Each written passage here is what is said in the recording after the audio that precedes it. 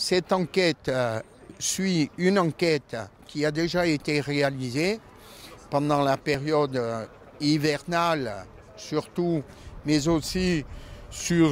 les gens qui habitent en Corse d'un bout de l'année à l'autre. Et puis il y a une deuxième enquête qui va commencer le 15 juin, qui va s'achever le 15 septembre et qui va nous permettre d'avoir une idée des déplacements de ce qu'on appelle les touristes, c'est-à-dire des gens qui viennent ici en Corse visiter la Corse et qui, bien entendu, vont et viennent sur le territoire, à la fois dans le rural mais aussi au niveau de l'urbain.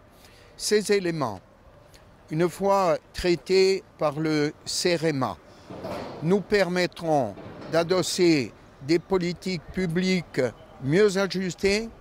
de faire bien entendu les investissements nécessaires, mais ils nous permettront aussi de pouvoir donner des éléments d'inflexion en matière de transport, en matière de pollution aussi, puisque les transports génèrent pas mal de pollution. Et en fait, il s'agit à la fois du mieux vivre des Corses, du mieux travailler et du mieux se déplacer. Comment elle va se dérouler cette enquête? Elle va se dérouler à la fois comme une enquête traditionnelle, à travers un face-à-face, à travers le téléphone, et puis à travers d'autres moyens, et notamment à travers le traitement des données GPS qui pourront nous donner à la fois des éléments extrêmement précis